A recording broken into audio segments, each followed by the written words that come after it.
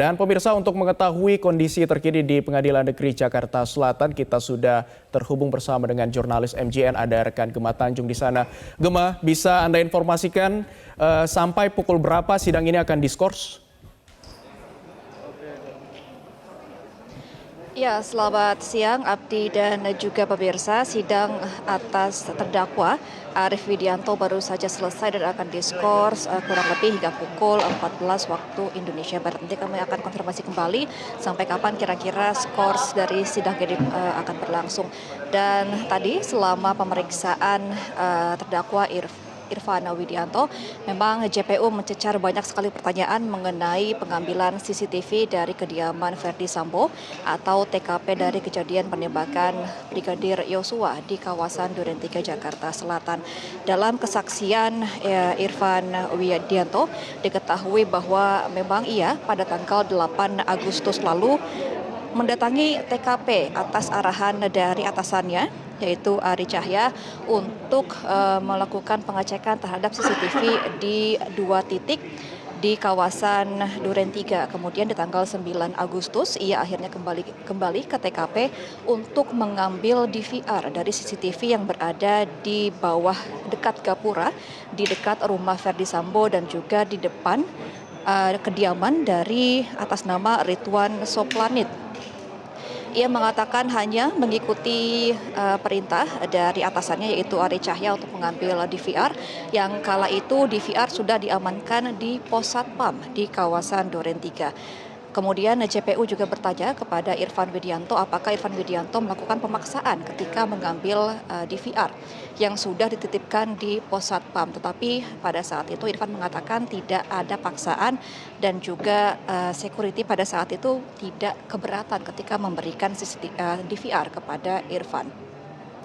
Dan ketika itu juga Irfan diutus oleh Ari Cahya untuk menemui Agus Nurpatria yang sudah berada di lokasi terlebih dahulu. Irfan mengatakan sempat dirangkul oleh Agus untuk menuju ke tempat titik CCTV yang berada di kawasan Duren 3. Lalu kemudian ketika ia mengambil DVR tersebut, ia mengamankan di dalam kantung plastik berwarna hitam yang langsung diberikan ke Samuel setelah itu untuk diamankan kembali.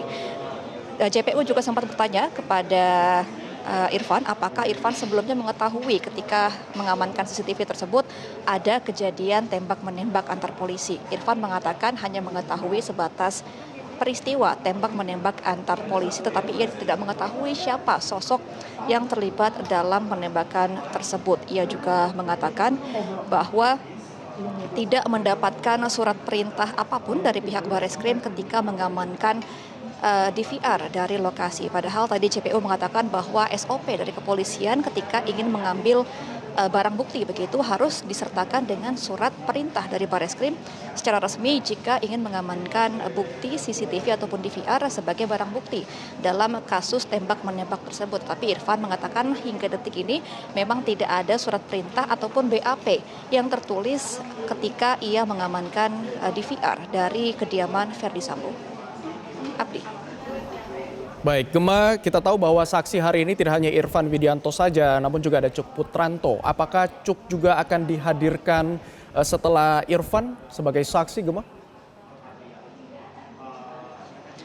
Ya Abdi, tadi memang sebelum sidang untuk Irfan Widianto dimulai sudah disumpah terlebih dahulu Irfan dan juga Cuk, tetapi memang untuk sidang dilaksanakan secara terpisah. Tadi Irfan Widianto terlebih dahulu, baru akan menyusul Cuk Putranto karena memang Cuk Putranto ini juga terlibat dalam pengamanan CCTV.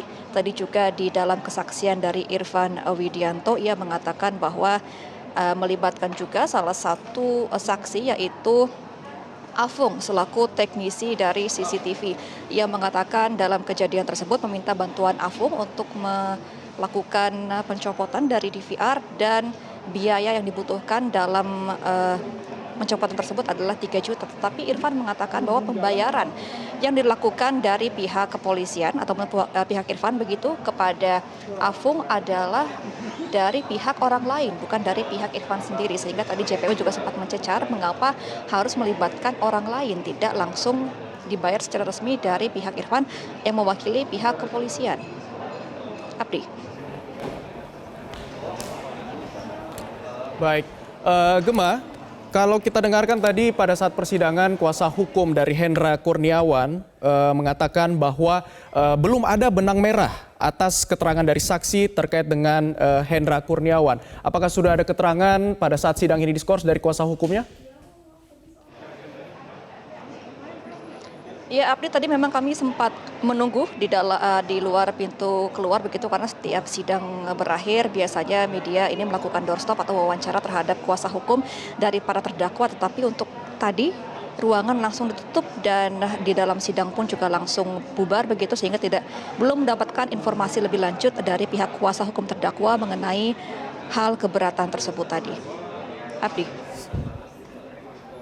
Baik, kami masih akan menantikan informasi terkini dari sana. Terima kasih jurnalis MJN Gema Tanjung atas informasi Anda dari Pengadilan Negeri Jakarta Selatan. Selamat kembali bertugas.